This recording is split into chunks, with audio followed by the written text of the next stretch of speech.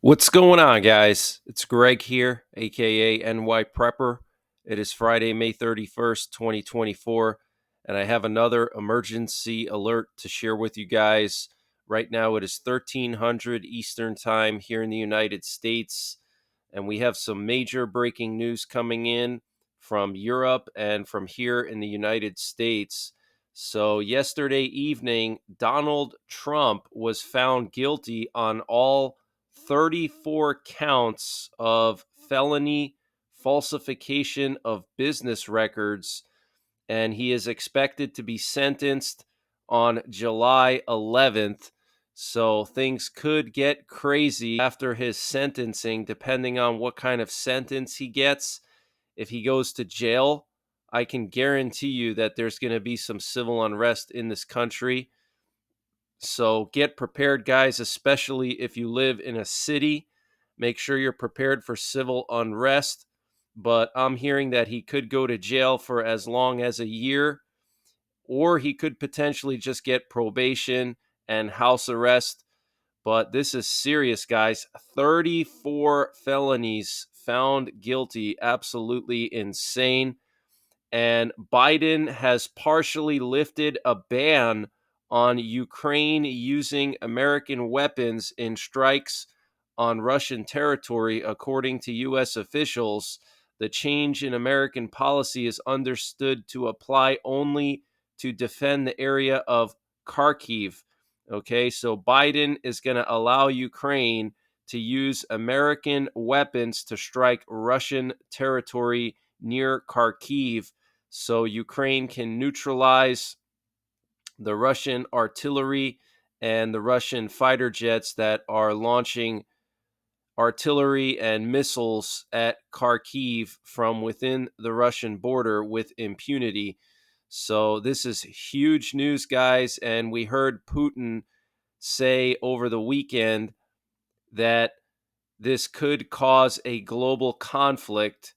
So get prepared. Make sure you have a nuclear war survival plan. Check out my nuclear war survival videos. I'll leave a link in the top right corner to my nuclear war survival playlist.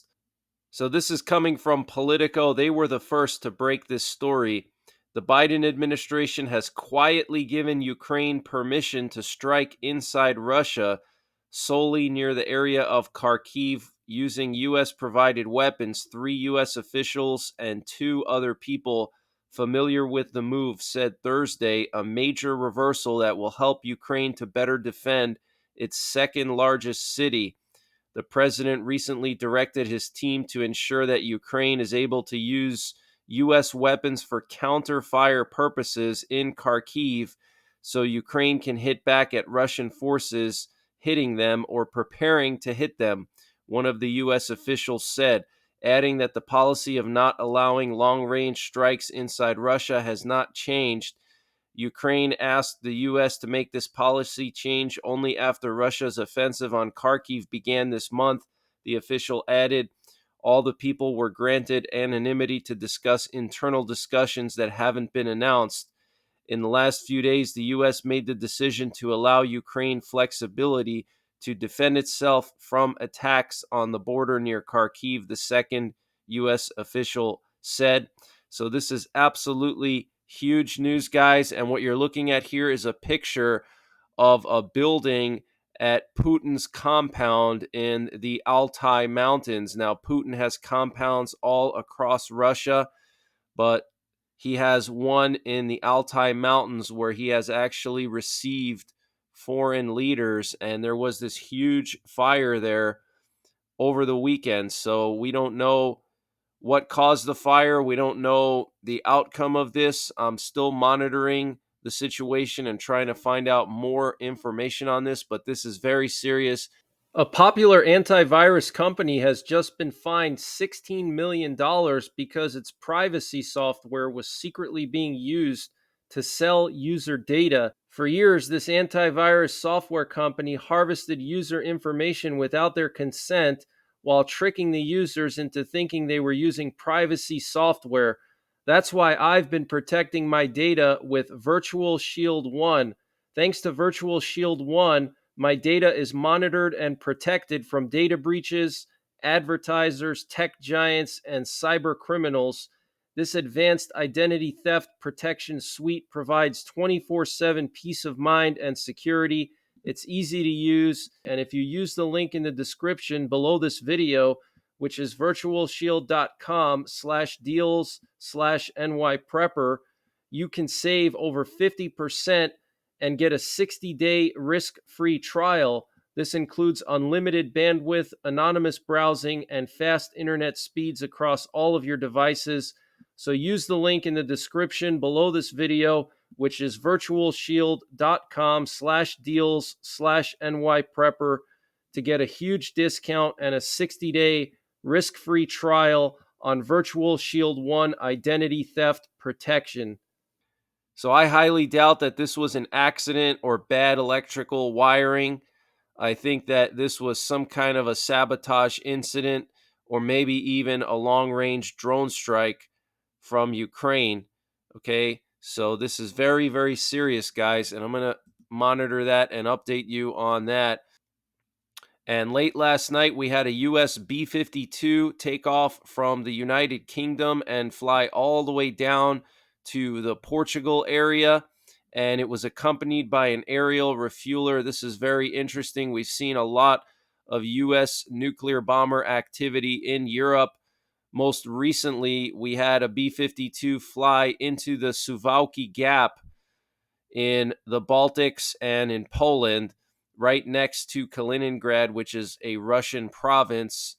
Okay, so these B-52s are on high alert in Europe, getting ready to strike if necessary. And we also had this U.S. reconnaissance plane fly up to the Kola Peninsula, where Russia has their northern fleet in Murmansk. So we're keeping an eye on the Russian northern fleet. That's where Russia has most of their nuclear-armed submarines. We also had a massive amount of NATO reconnaissance in Poland again last night. And here's a closer look at all the reconnaissance over Poland last night. We had a Swedish reconnaissance plane patrolling the Baltic Sea. We had a Polish reconnaissance plane patrolling their Baltic coast. We had an Italian AWACS plane flying near Warsaw, and we had a Swedish reconnaissance plane patrolling Poland's eastern and northern border. Now, Poland announced a few days ago that they're going to be building a 200-meter buffer zone along their border with Russia and Belarus. And I'm hearing reports that they're going to put mines in this buffer zone. And a few weeks back, the Polish prime minister confirmed that Poland is going to spend the equivalent of $2.5 billion US on border fortifications that are going to include things like anti-tank trenches and bunkers. We had this U.S. aerial refueler fly all the way from Northern California to the Powice Air Base in western Poland. Now, the Powice Air Base in Poland is where NATO keeps some of their highest value assets.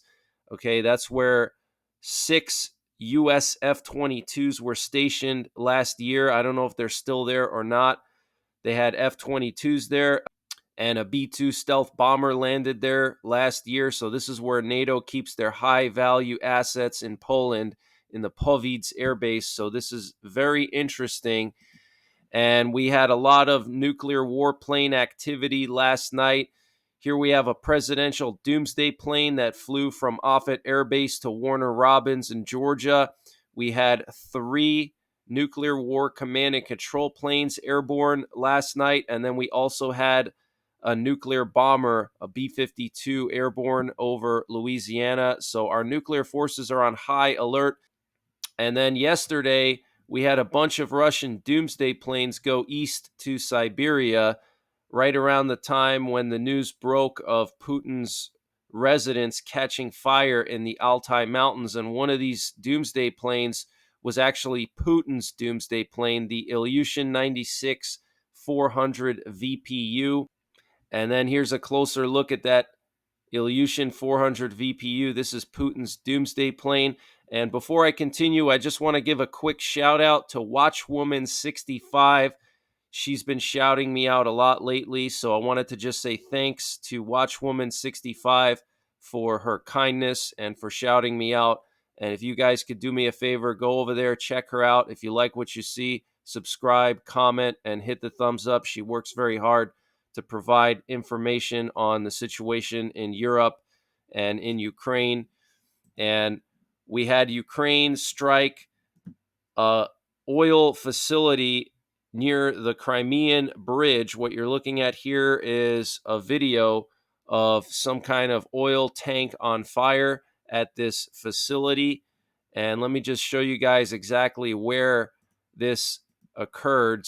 So here we have the Crimean bridge on the left side, and then here we have this spit that comes out, and you can see these two red squares, and those are fires that are detected by the satellite. And here's a closer look. You can actually see three squares here, and you can see these little round things on the spit. This is some kind of an oil facility, fuel facility that was hit by Ukrainian ATACMS. This was yesterday. Okay, so Ukraine is striking the Kerch Bridge area, and we're hearing that Ukraine took out another long-range radar. This one was actually in Crimea. It was the Nebo U. Okay, so this is the third long-range radar that Ukraine has taken out. It's clear to me that Ukraine is taking out these radars in preparation for deep strikes in Russia and also potentially on the Crimean Bridge and other strategic targets in Crimea. And the New York Times is reporting that Secretary of Defense Lloyd Austin has already released orders to allow Ukraine to open fire with American weapons on military targets over the Russian border. U.S. officials now say they expect that the first counterattacks with American weapons will begin within hours or days. Okay, so this is very serious, guys, and Russia has put their tactical nuclear missiles on full combat alert in southern Russia and in Belarus. And I want to remind you guys of a Christian prophecy called the Azov Manna prophecy. And so in this prophecy, a pastor by the name of Philip Barnett from Oklahoma, who had a church in the capital of Ukraine for 20 years, had a vision. God showed him what would happen to Ukraine in a future war with Russia. And in his vision, God showed him that there would be an initial big evacuation from Ukraine when Russia invades Ukraine. And then later on, there would be another evacuation from Ukraine right before Russia uses tactical nuclear weapons. So we've already reached the first stage of the prophecy. Okay, we're already in a war with Russia in Ukraine, and millions of Ukrainians have left. And now we're waiting for the second part of this prophecy. And I believe this prophecy is legit. There are a lot of bogus prophecies out there, a lot of people trying to make money, and they make up fake visions. They say, oh, yeah, God told me this, God showed me that, just to get views and clicks. Okay, but this is a legit prophecy. This prophecy was released by Pastor Barnett like 15 years ago in 2007. And his vision is just 100% accurate with what's happened so far with this war. God showed him the actual invasion routes that Russia would use to invade Ukraine, and it was 100% identical to what actually transpired, the way that Russia invaded from the north, the east, and basically all of the eastern part of Ukraine got surrounded and attacked. And so that's why I think this is legit. And so according to this prophecy, we're going to see Russia use tactical nuclear weapons on 8 cities in Ukraine. Okay, so we have to be on high alert, and Russia has already put their tactical nuclear missiles on high alert. Putin is just itching to push the button. He just needs an excuse. Okay, and what that excuse will be is Ukraine using NATO weapons on Russian territory, and Ukraine halting the Russian offensive this year potentially, and taking back territory, striking the Crimean Bridge, and potentially reversing Russian gains. That will provoke Putin to use tactical nuclear weapons. Okay, Putin is not going to stop. He's not going to allow Ukraine to take the territory back And even if Ukraine does take the territory back, he's going to use nuclear weapons, okay?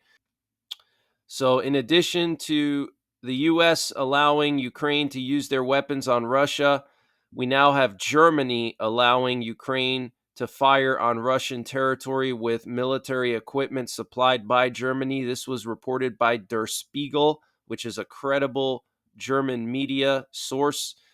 And the deputy chairman of the Russian National Security Council and former Russian president, Dmitry Medvedev, said Moscow is not bluffing when it talks about the possibility of using tactical nuclear weapons. Wow.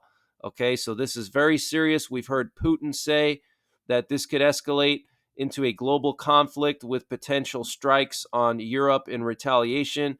We have the former president and Putin's butt buddy, Dmitry Medvedev, saying that Moscow is not bluffing with the possibility of using tactical nuclear weapons.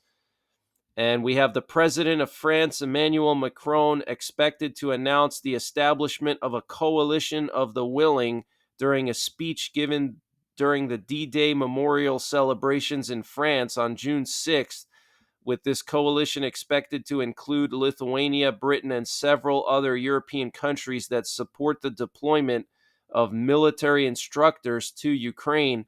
Instructors and trainers from these countries would then begin arriving in Ukraine shortly after or even before the speech, with French training advisors claimed to possibly already be in facilities in Western Ukraine. Okay, so NATO is going to send a contingent of military instructors, quote unquote, military instructors. Okay, that is very sketchy. And in the Gomel region of Belarus, which is just north of the capital of Ukraine, Kiev, and where Russia initially launched their attack from on Ukraine, trying to surround the capital of Ukraine, the Belarusian military is ready to transfer that region into a state of martial law and a wartime mode. The Belarusian Deputy Minister of Emergency Situations, Alexander Kudalayev, said during the inspection of regional civil protection units, "We have inspected the readiness of special units, their staffing. Overall, the region's system is ready to switch to martial law," he said, according to Belta. At the same time, there are a number of corrections that have to be made promptly, so we will make administrative decisions, pass corresponding legal acts, which will allow us to implement and ensure the operation during the period of preparation to the transition to wartime situation. Wow. Okay, so Belarus is ready to switch one of their provinces to a wartime situation. And you know why they would do that? Because that particular province of Belarus, like I said, is just north of the capital of Ukraine. So if Russia and or Belarus want to go for the capital again, they need to transition that region of Belarus to a wartime situation so they can move troops and equipment to that region and build them up over there. So this is a huge sign that Russia is preparing to go after Kiev. And Kudalayev underscored that interaction of all elements of the military component was checked during the training. In addition, we have identified a promising track to improve our work in general, to involve technical vehicles, to expand the spectrum of special units, the deputy minister said. He added that similar exercises, which involve bodies of power, medical facilities, enterprises that provide communications, food, fuel, medical supplies, took place in two other Belarusian regions. So Belarus is preparing for war, guys. Okay, they did this exercise in the Gomel region. They're ready to transition it to a wartime mode. And they did exercises in two other unspecified Belarusian regions. My guess is probably in the northwest part of Belarus near the Suwałki Gap and the southwest part of Belarus near Poland and Ukraine.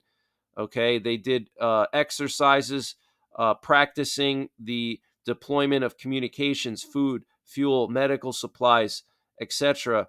This is a huge sign that Belarus is preparing for war and Russia is preparing for war, either with Poland and the Baltics, or they're going to make another push into northern Ukraine to try to take the capital again.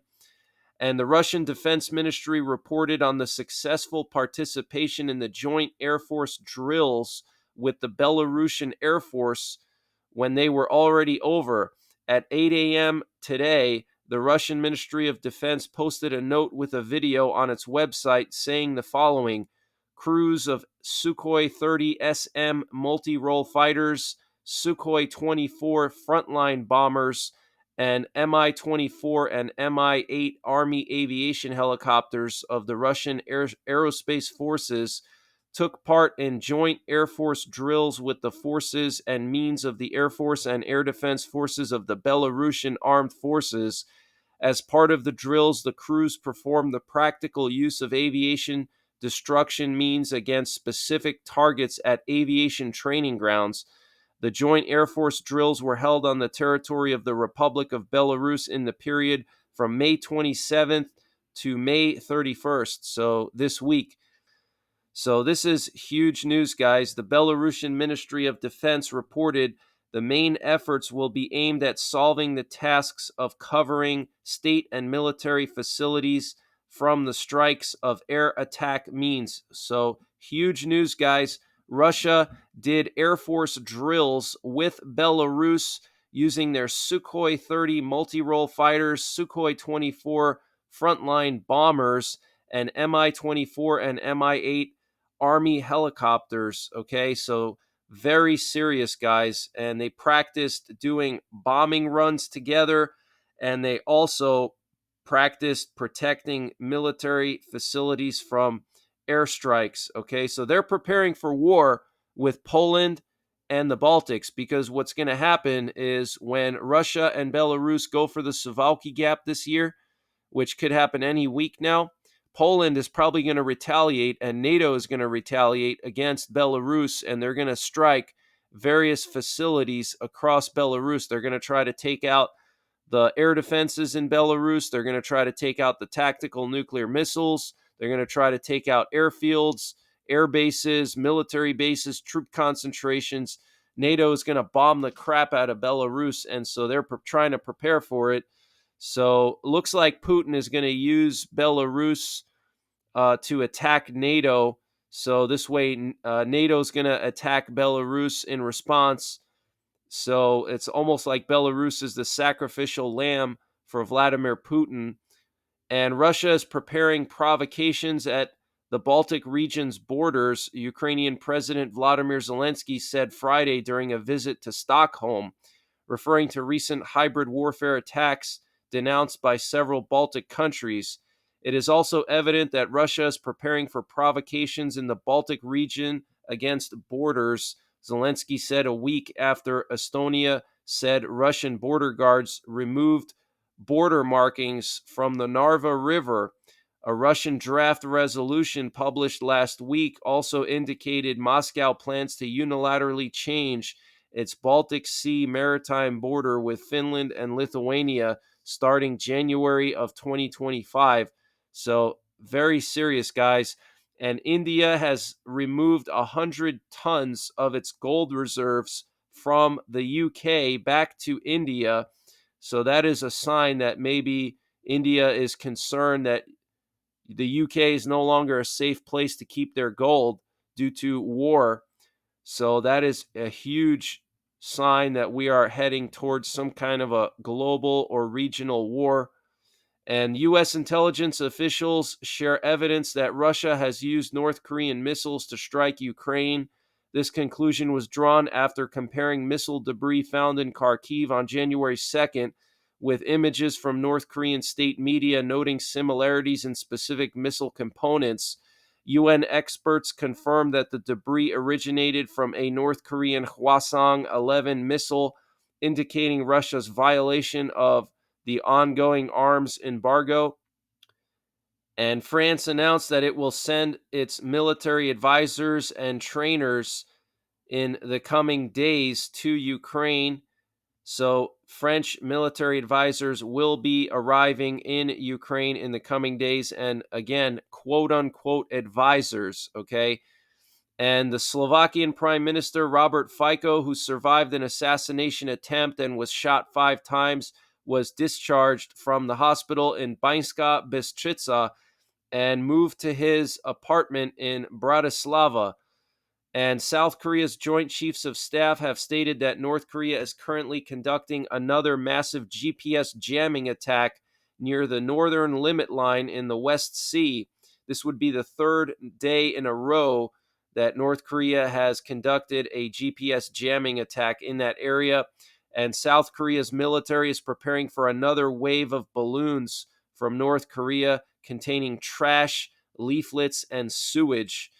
And North Korea conducted a major missile salvo launch of 18 rockets at the same time on Thursday as a warning to South Korea, according to state media, emphasizing this demonstrates a resolve to carry out preemptive strikes.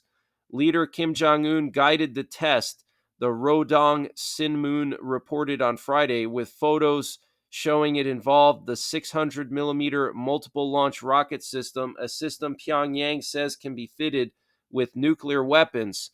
The report said the launch was in response to the Republic of Korea gangster regime and its puppet army staging a clumsy counteraction of dangerous armed demonstration against the exercise of legitimate sovereign right of the DPRK. It added that South Korea committed unspecified diabolical acts violating our national sovereignty, possibly in reference to a series of accusations the DPRK's vice defense minister made on Sunday about recent U.S. and South Korean military exercises. The minister warned that the military was authorized to take offensive action against encroachments on national sovereignty, mentioning recent enemy air reconnaissance activities and naval vessels, quote unquote, crossing our maritime borders. North Korea also launched hundreds of balloons towards South Korea carrying trash and feces on Tuesday in retaliation for leaflets flown north by a South Korean activist group following through with a plan announced by the vice defense minister. The latest missile test clearly demonstrates Kim Jong-un's response capability to conduct even a preemptive strike on South Korea, according to Friday's report. The North's new nuclear doctrine states it can conduct a preemptive nuclear strike if the leadership determines an enemy attack is imminent. Okay, and here's some pictures of this test. So these are like short-range ballistic missiles. Here's Kim Jong-un, and here are the missile launchers in the background. And here are the missile launchers. So these are like short to medium range missiles here, guys, and they are nuclear capable. Here's Kim Jong-un supervising the test on a big screen TV. And here are the missiles impacting some deserted island off the coast of North Korea. You can see these massive kabooms just totally annihilating this island. Feel bad for all the wildlife there, just getting annihilated by North Korea's missiles. So absolutely insane. And here we have video footage of this missile launch. Check this out. Looks absolutely crazy. Okay, so each one of these missiles can carry nuclear warheads. Okay, so this is very, very serious, guys. This is the equivalent of North Korea's tactical nuclear missiles. Okay, so they can strike much of South Korea with these missiles and with nuclear warheads. This is very, very serious, guys. We are on the verge of a major global conflict. Okay, North Korea and South Korea, China, Taiwan, the Middle East, Europe, all these areas. And then here at home, we have issues as well. And the U.S. and Chinese defense chiefs held rare direct talks in Singapore on Friday, offering hopes for more military dialogue that could help prevent disputes over Taiwan and other flashpoint issues from spiraling out of control. So now we know why the Secretary of Defense, Lloyd Austin, flew all the way to Singapore. Okay, it was to meet with the Chinese Secretary of Defense or the Chinese Defense Minister. It's not because he wanted to meet with the leaders of Singapore and all those countries there in Indonesia area. Okay, it's because he wanted to meet with the Chinese defense minister to discuss everything that's been going on with Taiwan, with those military drills that China did around Taiwan. So, very serious situation if the U.S. Secretary of Defense has to fly somewhere to a neutral area to meet with the Chinese defense minister. And the Israeli army has confirmed that it has reached central Rafah. Biden will reportedly give public remarks tonight about the ongoing situation in the Middle East. And the Houthis announced that they attacked the U.S. aircraft carrier Eisenhower in the Red Sea today in response to U.S. and British strikes last night that targeted parts of Western Yemen. So that's the latest breaking news that I have. I will be back later on tonight with more breaking news. I'm sorry I didn't do an update last night. I did have a headache and I didn't feel well, so I took the night off and I feel much better today. So I will be back later on tonight with more breaking news. So make sure you're subscribed. Hit the bell icon down below so you get notified when I post these updates. Also, check out my Telegram and my Twitter. I post all these updates to my Telegram and Twitter, so if you follow me there, you'll never miss an update. I know some people were having issues finding my channel and my videos, so if that's the case, check my Telegram, check my Twitter, and the links to those platforms are in the description below this video. And until later on, take care, God bless, and don't forget the 3 Ps: prepare, practice, and persevere. This update was sponsored by My Patriot Supply. Guys, My Patriot Supply has brought back their 25% discount on their 3-month emergency food supply. And to get the discount, you got to use the link preparewithNYPrepper.com. And the link is in the description below this video. But this 3-month emergency food supply has a 25-year shelf life. It includes over 2,000 calories per day. Breakfasts, lunches, dinners, drinks, and snacks, all contained within 6 rugged water-resistant buckets, and free shipping is included. So use the link preparewithNYPrepper.com to get $200 off or 25% off of the My Patriot Supply 3-month emergency food supply. The link is in the description below this video. Free shipping is included. They also have a general store where they sell all kinds of prepping and survival products, and they're always running various discounts. And to get to their general store, you just got to click on the My Patriot Supply logo when you get to preparewithNYPrepper.com at the top of the page, and you'll see their general store where they sell all kinds of prepping and survival products, and they're always running discounts here. So use the link preparewithNYPrepper.com to get 25% off of the My Patriot Supply 3-month emergency food supply, and the link is in the description below this video.